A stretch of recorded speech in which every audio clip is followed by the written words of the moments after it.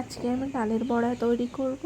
এখানে আমি 2 কাপ অড়লের ডাল কাল রাতেই ভিজিয়ে রেখেছিলাম। ভিজিয়ে রাখা ডালটাকে আমি ভালোভাবে ধুয়ে নিয়েছি। এবার আমি ডালটা শিলে বেটে নেব। ডাল বাটা হয়ে গেছে। এখানে আমি একটু আদা আর কটা রসুন নিয়ে নিয়েছি, এটাকেও বেটে নেব।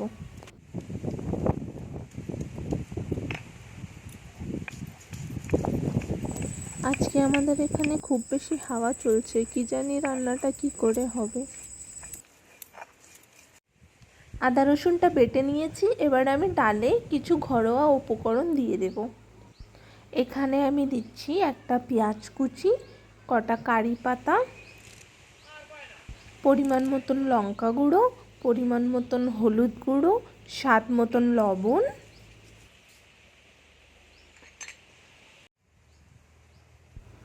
আদা রসুন বাটা, আর এখানে আমি দিয়ে দেব 1 বাটি মতো চালের গুঁড়ো।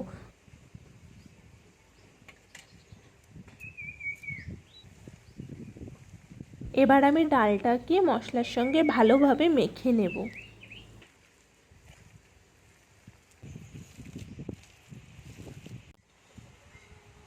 উনুন ধরে গেছে, কড়াইটা বসিয়ে ভালোভাবে গরম করে নিতে হবে, তা না হলে বড়াগুলো কড়াইতে লেগে যাবে।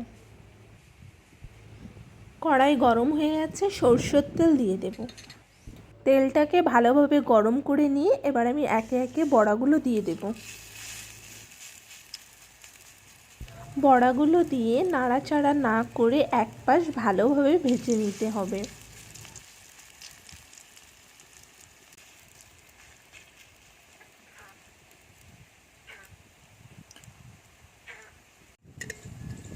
যখন এক পাশ লাল লাল হয়ে আসবে আমি বড়াটাকে উল্টে দেব, দিয়ে ভালোভাবে ভেজে তুলে নেব।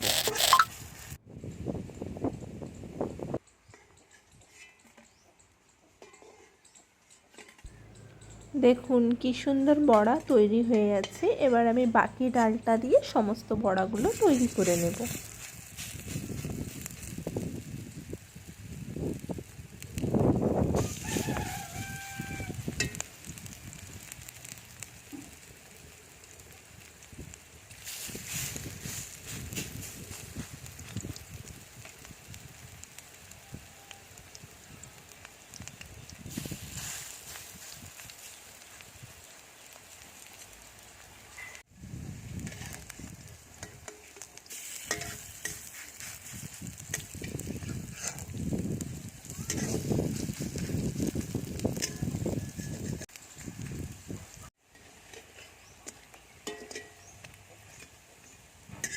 সমস্ত বড়া তৈরি করা আমার হয়ে গেছে। আপনারাও এভাবে তৈরি করে খেয়ে দেখবেন, দারুণ খেতে হয়। বিকেলবেলা চায়ের সঙ্গে আপনারা এই বড়াটা স্ন্যাক্স হিসেবে তৈরি করেও খেতে পারেন, দারুণ খেতে হয়।